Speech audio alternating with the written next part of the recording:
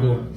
3, 2, 1, Afro. Hello, hi, and welcome to the Afro Mavericks. My name is Mapasik Amura, and right here I'm with this guy.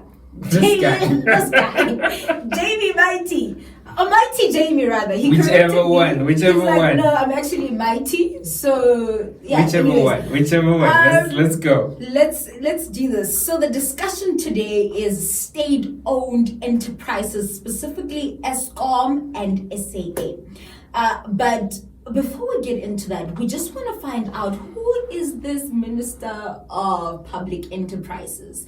Pravin Jamnadas Gordhan. On that, a lot of people don't know that's his second name. Like, it's his actual name. You don't say. No, guys, it's not an EFF insult. It can't be true. In fact, you know what's funny? The EFF has got this ability to take something very ordinary and flip it into an insult.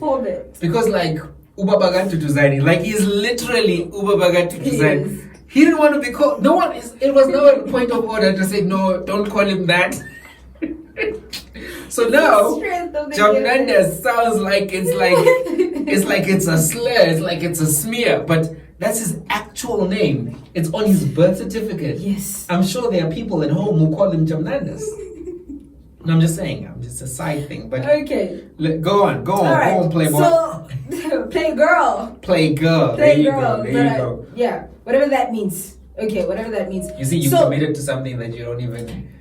Anyway, I was just correcting. Go on, player. I was just correcting. Play on, player. Okay, let me play on. What's this part? I'm gonna play on. And say, okay. So there's been a lot of controversy around this man. He actually owns the most shares in private companies as a member of parliament.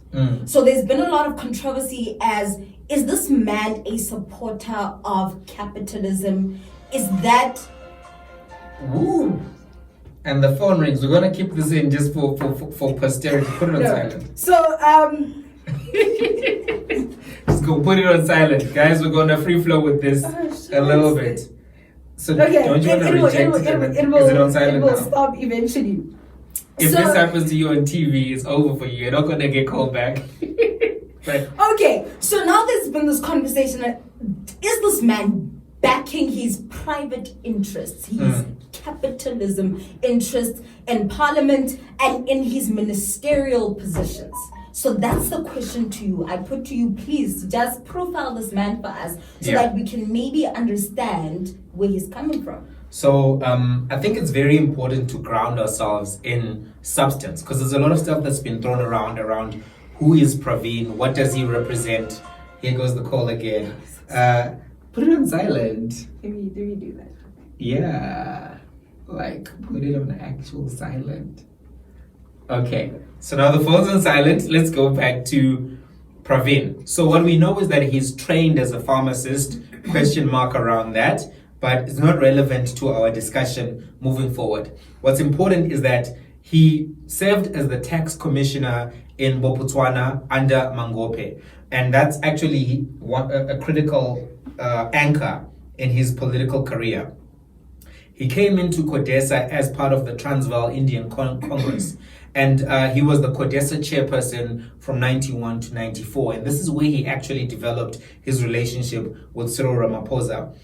He was appointed commissioner of SARS in 1999, and he served in that role from 99 to 2009. From that position, he went on to finance, which he served from 2009 to 2014. He was removed briefly, and Des Van Rooyen and Tlantanen, and there was a lot of mess. The reshuffle. There was a bit of a shuffle there. And then I'm not going to discuss whatever ministry he served in because it was a placeholder ministry. He came back to finance in 2015, where he served from 2015 to 2018. Yeah. When Cyril Ramaphosa came in, he put him as a Minister of Public Enterprise. So now he oversees Eskom, SAA, and several other state-owned enterprises.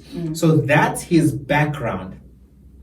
He's somebody who the markets have really been favorable towards, though, and I'll tell you why that is. The South African monetary policy has been centered around price stability, and part of the execution of around price stability is to make sure you have high interest rates and low inflation targeting. So you're targeting your inflation between 3 and 6%. And as the Minister of Finance, he came in and the fiscal policy was in line with the monetary policy. So the fiscal policy involves the means at which government adjusts spending and allocates budgets for the revenue that has been collected. So sometimes governments can overspend, or they can underspend, or they can reprioritize, maybe create new taxes to make sure that everything is balancing. So when Pravin came in, he operated as a monetary hawk. What does that mean? It means that he was also interested in keeping inflation low, keeping that price stability the way it was. So his his monetary policies mirrored the fiscal policy of the government. So what does that all mean? It means that if you are in Sandton, if you are in the stock exchange, the JSE, you're going to like this guy. If you're investment, you're in finance, because he's keeping the rand as stable as possible, he's keeping prices as stable as possible, he's keeping inflation as low as possible.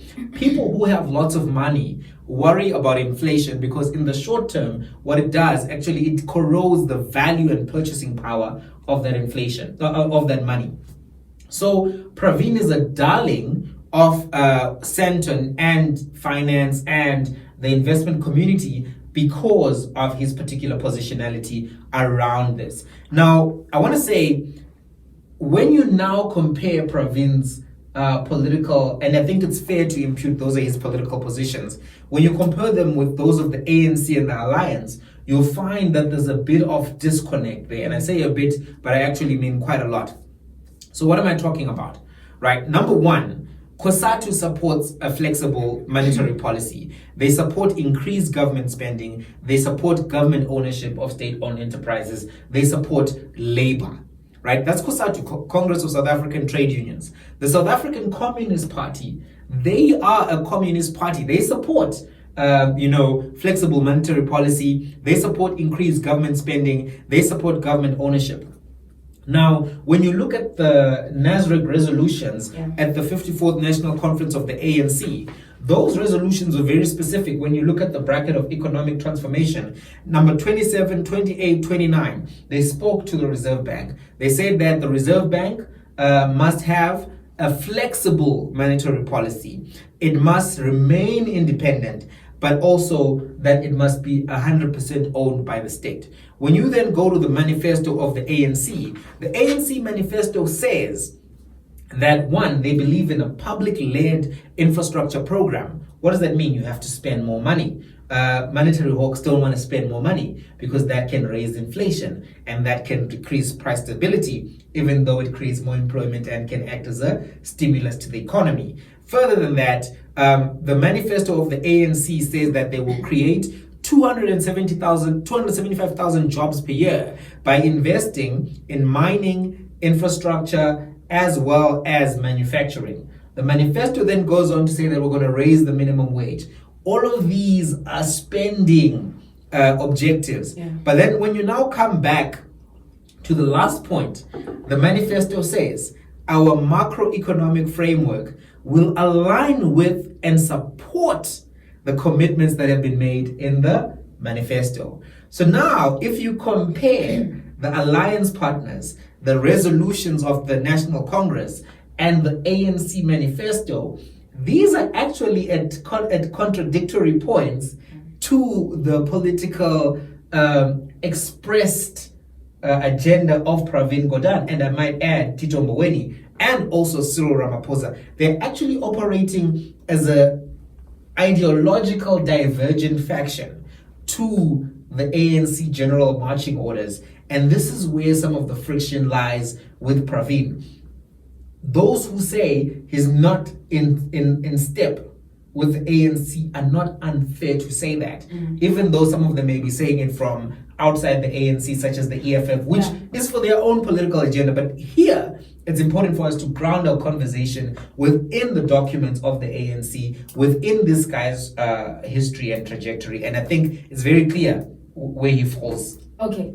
Can one argue, or rather, devil's advocate come and say, look, but isn't this a long-standing problem within the ANC? Having people detract or detect rather from the actual policies of the ANC. I mean, just looking back in terms of what the ANC was when it was first, yes. So it's Thabo Mbeki, right? Yeah. Thabo Mbeki was the not guy. even Thabo Yeah? Mbeki. Let's go back to the fact that the ANC, the way it was formed, it was sort of a land party to Yeah. respond to the Yeah, I got you. 1913 Natives Land Act, right? But Cadessa then went left, where we compromised on land. And we said, okay, let's focus on our political freedom. We'll see the economics later on in life.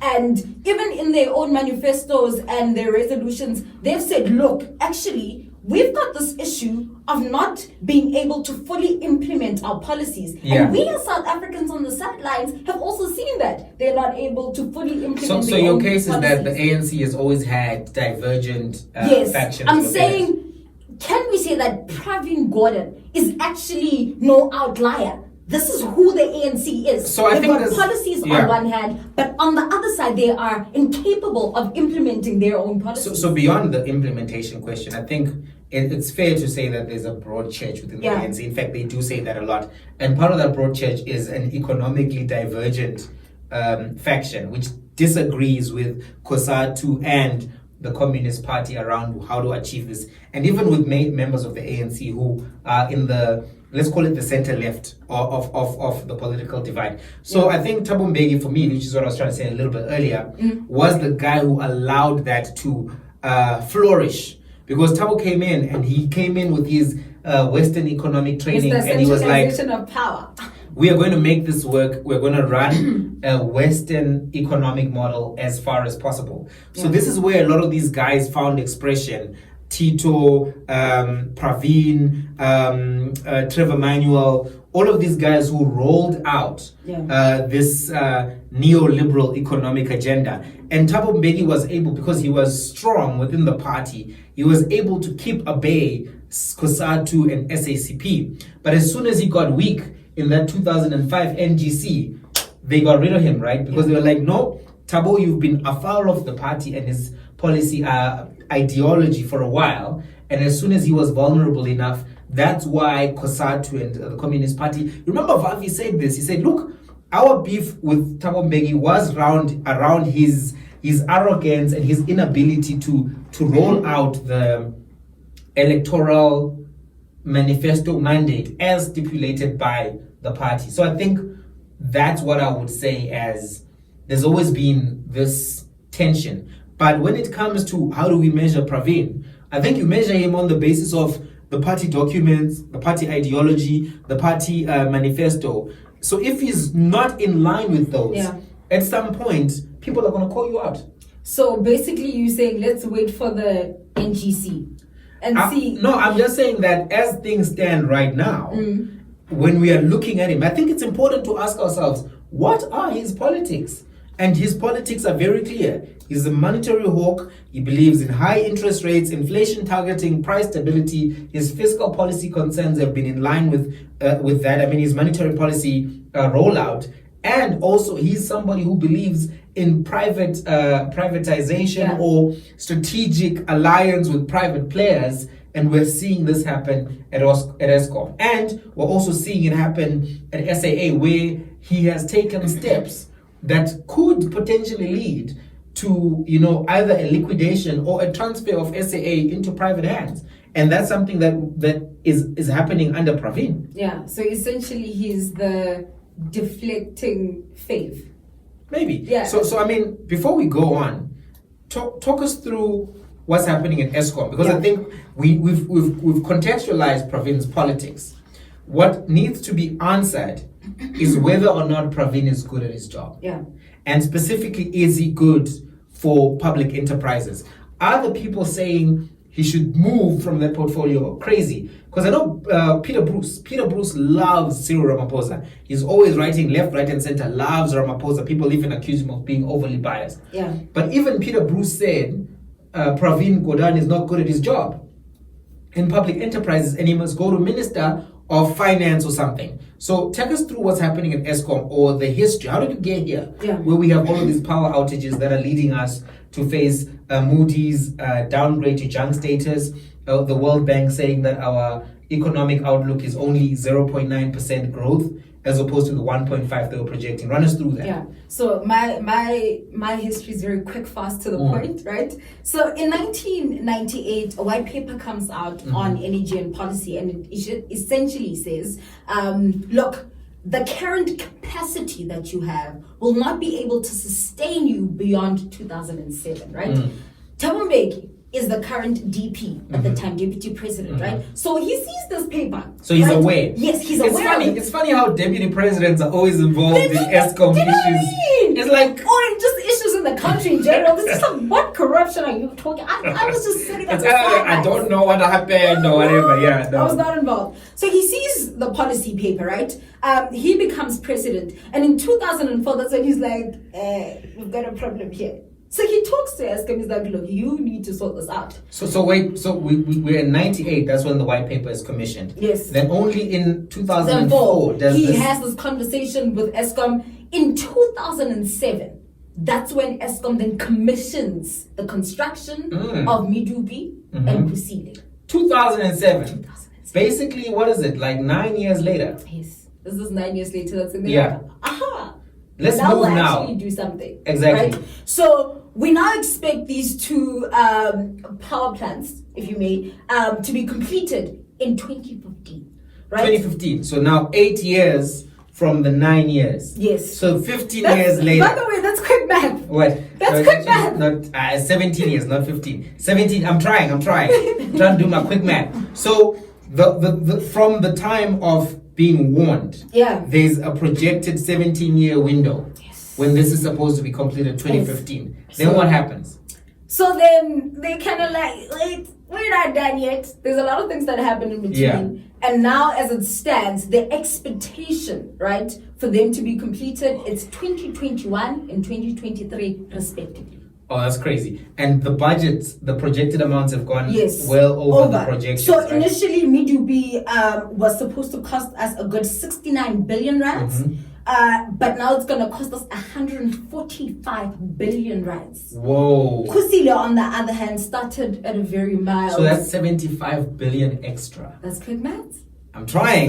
Don't double check. So what did I say? 75 billion extra. I hope it is. We need to calculate. Take us through the next one. Exactly. Kusile starts off at a mild 80 billion rands. 80. Okay. And then it goes to 161 billion rands. This is Eskom 81 extra. Yes. So taken together, that's 135 billion rands extra that was supposed to. That's crazy. You know what I'm thinking? What you thinking? Stop flexing with the quick math. I think some of my quick math may be a little bit off, but it's here? fine. I mean, no, but it's important to contextualize because that's 81 extra plus 71 extra. Do you see that? If your math is so correct. that's actually 151 billion rands extra. That's crazy. If you do the maths correct. That's And insane. so it's crazy because there are two things here that you pointed out. Yeah. Number one is that from 1998, right, all the way up until 2021, 2023, this is a wide spectrum of time for this to be happening. Do you understand what I'm saying? What is that? For 1998, that's actually 22 22 21 years right 21 now. years. But 21 years, right? that's your quick math. No, it isn't. It's wrong. My quick math That's is okay. wrong. 2008, and then 2018, 23. that's 2020, that's 22 years. 23, you know. That's, I mean, right now in 20, I'm talking about when it's going to be completed. Okay. 2021. So it's 23 years for the first one. Yeah. And then it's 20. What is it? You say 2021 for the first one, 2023 so for the second one. 23 and 25 years. Yeah.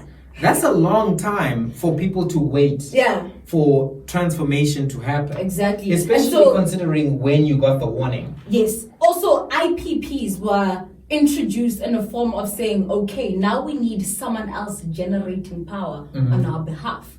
Because our current coal situation is not working, our capacity cannot sustain us. So we need these private guys to then come in and help us out. All right. So now that we've assessed that that's where ESCOM is sitting, and we know that the maintenance has been an issue. We know that they don't know what the problem is sometimes. For me, one of the perplexing things was that we kept hearing different stories from Eskom. Yeah.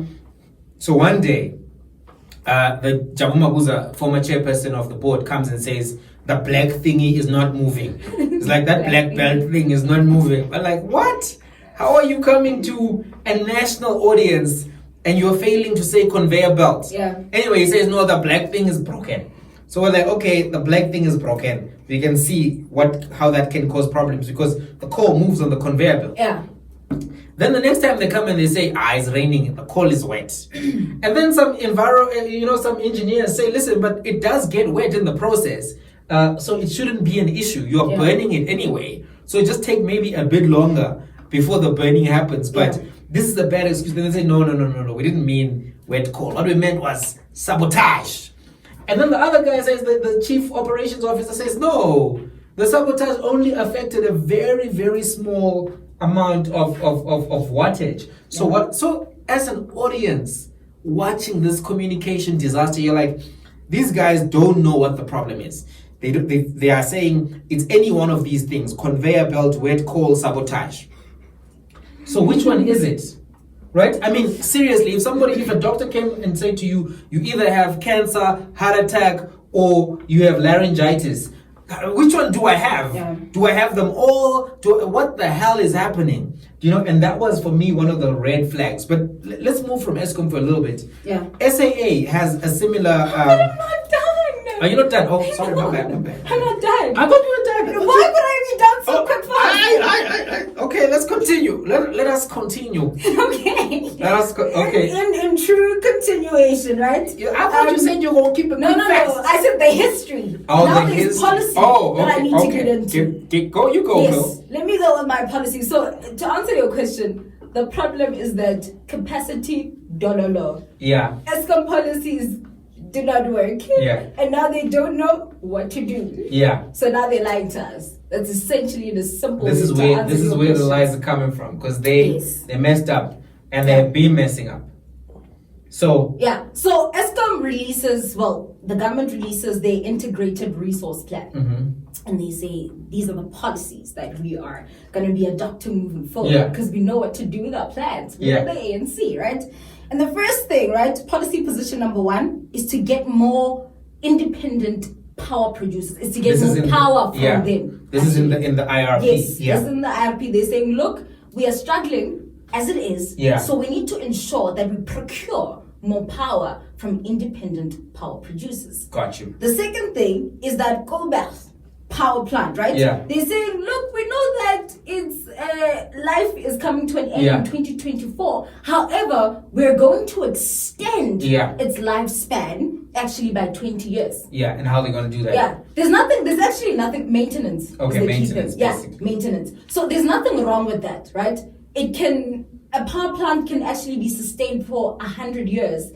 The only issue is that, is it being maintained correctly? And one of the issues with Eskom and its power plants has been that the maintenance has not been done right. It's been a quick, fast job, like the history that they've been. But my history is fictional. It's just that, they've been cutting corners, and they've all kinds of drama around contracts and tenders and so forth. People's relatives getting them when they just opened companies just a few weeks ago. But anyway, all right. Are we? So no, we're not there. We're not there yet. It's fine. I got time. In the plan of renewable resources, Eskom is saying 24,100 megawatts. I see what it there.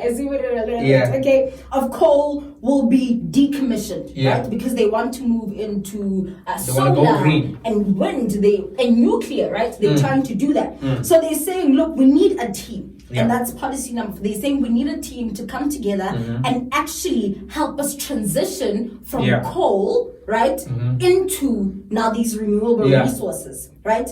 Now they're also saying that we need to retain the current annual build limits of renewables. So they're saying, we absolutely understand the fact that we need to move into renewable resources. However, we just want to cap it a little bit because coal essentially is still important. And hence their position number 6 that says South Africa should not sterilize the development of its coal resources for power, for the purpose of power generation. So they're saying, no. we're going all renewable here, Yeah. right? We care about Yeah. greenhouse gases emission, etc. Mhm. But we're not gonna completely decommission Gotcha. coal because it's what the rest of We the need world the is coal, doing. yeah. Yes, We're not ready to go off coal altogether. exactly. Number 7, they're We're saying gonna go Castle Light on it. extra cold. Extra Okay, cold. all Okay, right. so number 7, they're saying they want to develop the infrastructure of gas. Yeah. So they want to convert all diesel-fired power plants to gas, which I is got you. interesting because they're Yeah. saying diesel, yes, but right now let's move it to gas. The 8th one is immediately commence the nuclear build program. Oh, all right. There we Yes. go. So the nuclear was in there. Yeah. It was in there, and now it's been cast aside Mm. because of the Zuma controversy, and that. But now creates- it's back.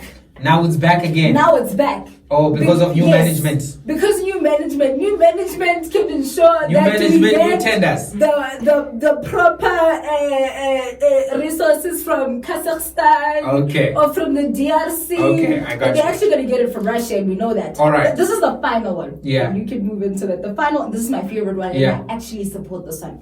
It says in support of regional electricity interconnection, including hydro and gas. South Africa must support strategic power projects in neighboring countries that Mm-hmm. enable the development of cross-border transmission infrastructure needed for regional power pool. So we're talking about the water in Mm-hmm. Lesotho. They've also mentioned the likes of DRC, Zambia, Yeah. Zimbabwe. Yeah. So we essentially saying, well, they're essentially saying, like, look, we're going to invest into our brothers and sisters. Yeah, to make sure this regional power Yes, thing can become and a we're reality. actually going to now procure Oh, I energy see. from them. I see. I Yeah. get it. So, By empowering them. so basically, this was not executed because the lights are going off.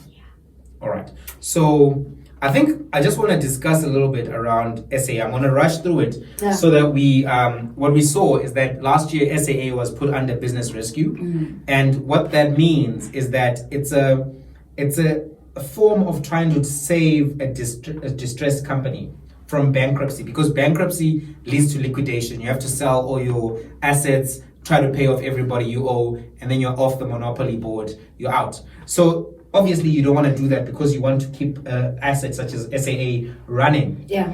So this is allowed for under Chapter 6 of the Companies Act. It's never been done for a state-owned enterprise before, but obviously it's been considered. So what happens is, once you file for business rescue, you get business rescue practitioners. They take charge of the operations of the company, and the board and the CEO no longer have the determining vote on what happens. But So- can I just slot this in? Wasn't this one of the reasons why the former CEO of Eskom actually resigned? Vuyani Jagani, he said, Yeah. look, there's too much political interference, number one. Yeah. And number two, he said, I'm unable to make decisions because Pravin does not know where the line is. I see. Yeah. So there's something I'm going to discuss around this, which actually matters. Yeah. So anyway, last year when the business rescue plan was announced, the business rescue process was announced, the government had said that they're going to give 2 billion to SAA to facilitate what is called post-commencement finance. Yeah. Now that 2 billion has not yet been made available to SAA, and that's a challenge because it speaks to the market of an inconsistency or even not keeping your word. Yeah. Because when you went through the process, you said such and such would happen. So what we saw this week was that government then says that SAA is going to sell 9 planes, to raise some funds. And the CEO of SAA was now speaking, I think it's Zukisa Ramasia. Yeah.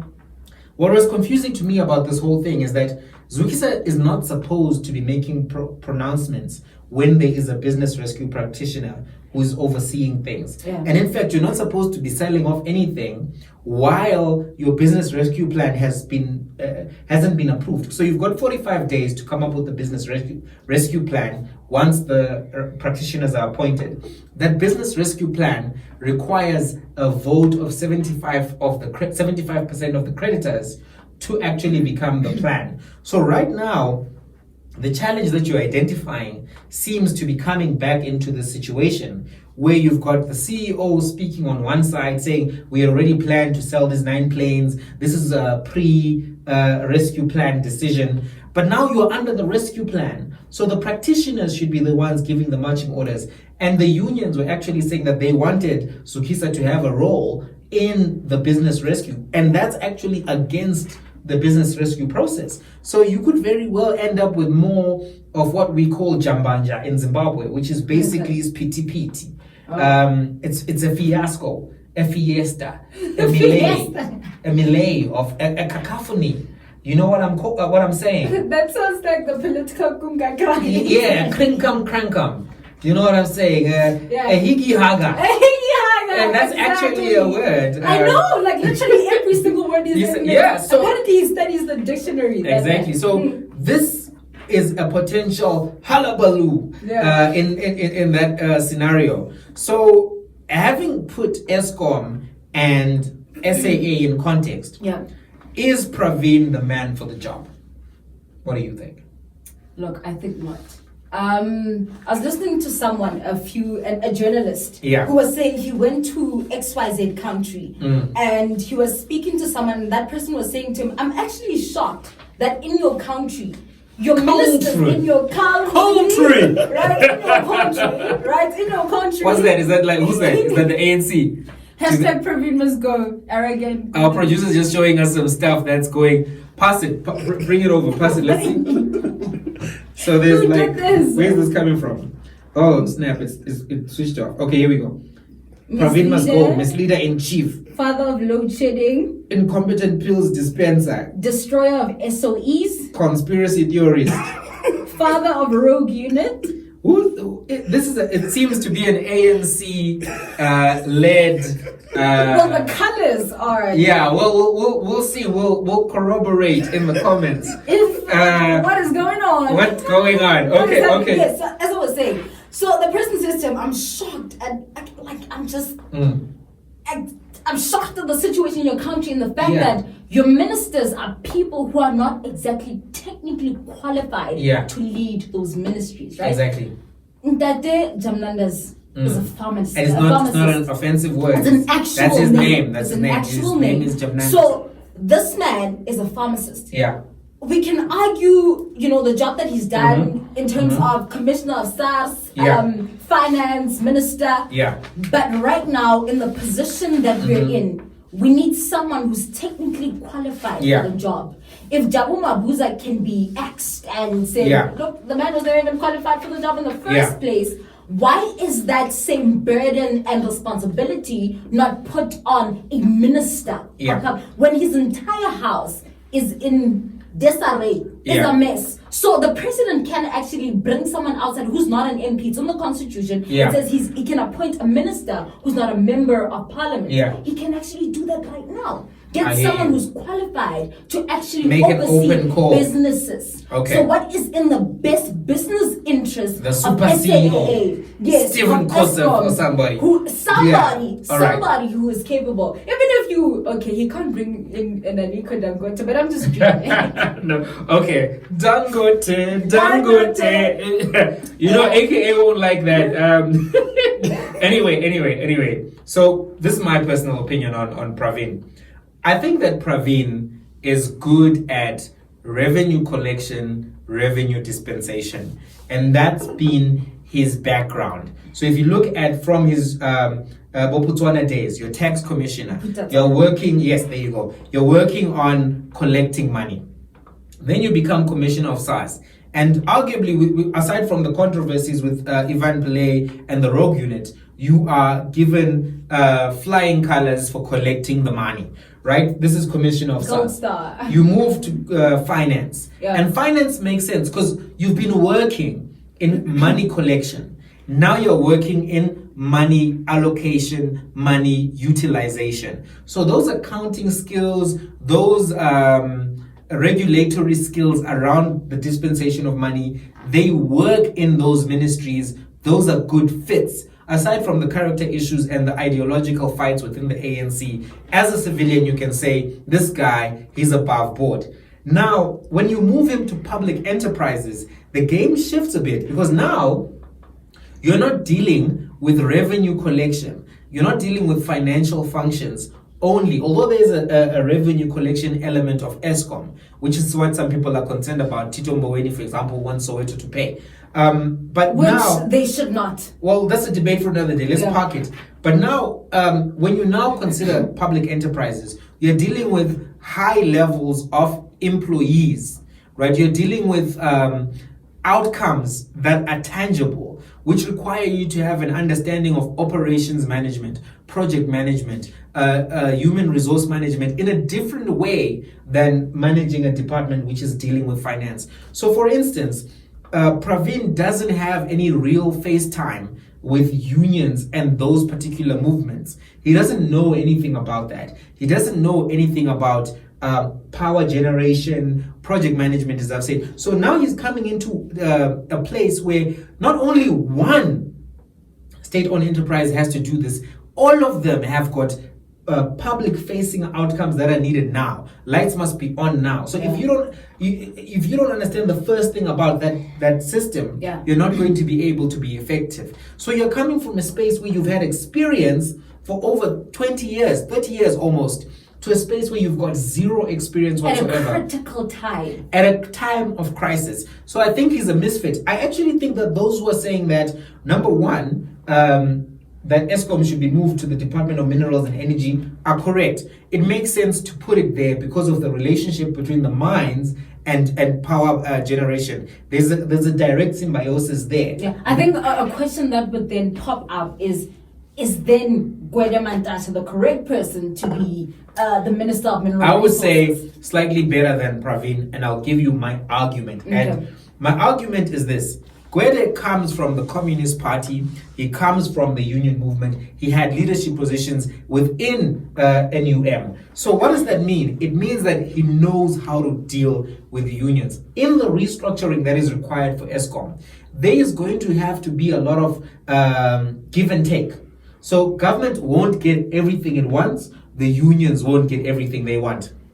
The one person, however, who is not going to be able to persuade the unions is one who comes being already viewed as an enemy. Remember what we discussed earlier around how SACP and COSATU see Pravin and his cabal, Thabo Mbeki, Trevor Manuel, Tito Mboweni, even Cyril Ramaphosa, the monetary hawks. They're not viewed as being in line, lock and step with the ANC policies and mantras. So how are you going to negotiate when people don't think you have goodwill? Yes. I think that Gwede is a tough cookie. He was involved in EFF being kicked out. Youth League being kicked out. He was involved in some very tough Youth League, Malema and Floyd Chiba. Very tough mining community decisions. Even though courts have ruled against him, the very fact that he could just go in and bulldoze communities to get mining deals out of them, that shows that he's not a soft cookie. I don't actually think that Pravin has got the steel exterior that's required to deal with unions and to deal with the organizational traction. Just on a side note, have you seen... He's a tiger. No. He's a tiger. He's just a tiger. What did you want to say? I've seen him in his tiger zone. In terms of his health, have you seen him lately? He looks fine to me. He looks like he's a tiger. Does he look... He looks like the tiger that he's always been. Like his normal self. What are you saying? You're saying he doesn't look well? Nothing... I haven't seen anything. Just... Have you seen anything? No, not particularly. Not particularly. What have you seen? But also Joe Biden also looks fine. But when he gets on the stage but Gwede is a tiger, guys. We know that Gwede is more of a tiger than Tito is. So I mean, I don't know. Here's the weird thing. Yeah. Look at these guys: Tito Mboweni, Pravin, Cyril Ramaphosa, the money hawks, superstars, as you call them, right? The dream team of Centre. Babo, White Monopoly Capital. They were expected to run this country like a business. Yeah. The economy was supposed to thrive under these three men. Yeah. But that's not the case. That's not the case. And Isn't that shocking? Like, everyone's expectation was, these are just it's going to happen. Bring back Trevor Manuel, bring back Thabo Mbeki. Bring back the team squad. that you want. But in essence and in reality, And now they've had 2 years, right? Like Cyril's had 2 years to get this together. Look, what I think is that the investment story that South Africa is telling is one that is not yet positive. And I don't think that the president has made the right moves to signal to the international community that he's serious about these things. I think just trying to deal with bottom line issues that affect Sandton versus Soweto is a problem, because you have to deal with both. Yeah. And you have to future-proof your leadership. What do I mean by this?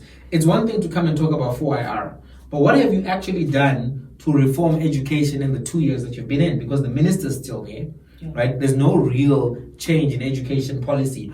I mean, sure, there are these schools that Panyaza is opening left, right, and center, but aside from that, what are we actually seeing that's transformative? Do we have more math support programs? Do we have coding programs in townships?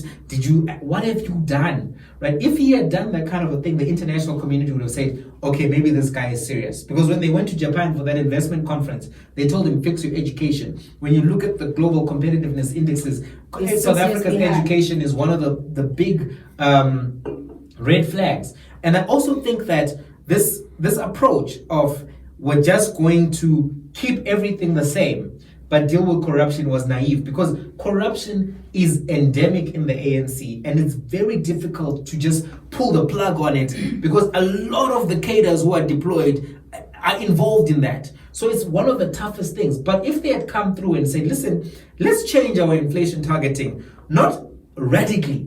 Right now it's 3 to 6. Let's move it from 6 to 8. Why are we doing that? So that we can ease up some of the stuff that we need to do, cheapen this rand a little bit so that we can export a little bit more, have a little bit of money that we can spend on these public work programs. What is the value of that? Now there's more people employed, there's more disposable income, there's less burden on welfare, and those people are going into shops and buying for themselves. What is that called? Stimulus. One of the things that didn't work so well for the UK is that the Conservatives had this austerity program for the longest time. And guess what they've done now under Boris Johnson? They've said, we can't continue that way. We have to stimulate this economy by directing spending in strategic areas. So Cyril, by being monetary hawks, actually created the very own stalemate that they find themselves in right now, where they have the support of Sandton, but they don't have the support of Soweto, and they're now having this fight within the ANC for their lives. So it's the battle of the richest square mile in Africa and their constituency, basically. I wanted to slide this in for the longest time. Yeah, what did you want to slide in? My question was, or is still, is keeping the NDP at play a mistake? But the NDP is not even like a real document. Let's be honest about it. It's 500 pages long. It's a real document. No. I mean, it's a real document that you can read it and but it doesn't have SMART goals. Yeah. And that's when I knew that document was a fugazi. The Chinese have got this 2025 document around being energy independent. Not energy independent, sorry, being tech independent of the rest of the world. That document has substance. They've got that Belt and Road Initiative document. Substance. What am I talking about? SMART goals. Specific, measurable, attainable, realistic, time-based. You can actually track in year 1 where we're supposed to be. In year 2 where we're supposed to be. Now the NDP, we are already 20 years off target. Well over 20 years off target, because it required the economy to grow at 5%. For the last 6 years, the economy has been growing at an average of less than 2%. So already you can tell there's a 3% gap that is accumulated over the years, right? But that's your president's plan. No, but it's not a plan, it's a wish list. When you have a plan, if you say, I plan to do A, B, C, D, E, F, G, you need to tell us specifically beyond, let's improve education. Yeah. How much are you going to improve education by in 3 years? How are we going to measure this thing? Is it attainable? Is it realistic? We need to know. So you need to flesh out. In 2010, they were measuring. The expectation was what would happen in 2030. We're off already. Forget about the NDP. So I would actually call it's quite interesting that you say I should forget about the NDP. The president is not forgetting about the NDP. It's not a real That's thing. his plan. It's a wish list document. Let's be honest. So check it out. Basically, that's what you say. I think the NDP is a good starting point for a direction that South Africa needs to have. But if you're really going to execute on that document, you need to have concrete plans with action items which are bite-sized. What happens this year? What happens next year? Anytime politicians say to me, remember this came out 2011, right? Anytime politicians have a plan that is 20 years off, don't take them seriously because they won't even be in office to be held accountable. You need to measure. Tell me what you're going to do in business school. There's this thing called 3 horizons, right? So the first horizon is 1 to 3 years. Then the next horizon is 3 to 5. Then the next horizon is 5 to 10, etc. Tell me what's going to happen in your horizon. What is the strategic plan in your time of office? So the very fact that that document didn't have binding resolutions for people 3 to 5 to 10 years, that already tells you it's not a serious document. And that's the difference between Africa and the rest of the world. When Africa comes with a strategic plan, forget about that plan. It's just a nice document that they're adding.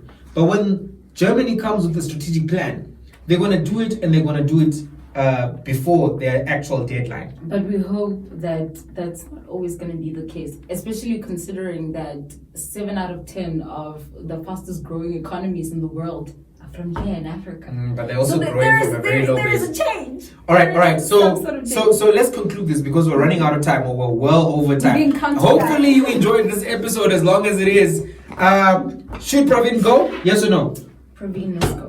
Go from government altogether or go somewhere else? He needs to go rest, go to the Maldives, go to Mauritius, enjoy his money. Okay. Yeah. I actually think he should be moved somewhere which is in line with his competencies. His competencies are revenue collection, budgeting. That's where he needs to go. He needs to go away from anything which has to do with project management, which has to do with operations management, which has to do with labor issues. He's not going to thrive in those environments. He's got no experience in those environments. And the criticisms that are levied against him at that level are fair. I don't think he's doing well in public enterprises. He's definitely not done well in ESCOM. He hasn't done well SAA. And there are more. I don't even want to go into the other logistics. But that's where we have to leave it. Thanks everybody for watching. Please comment, suggest topics, like, take part, subscribe. It's been real. Stay healthy, stay positive. Till the next one. Peace.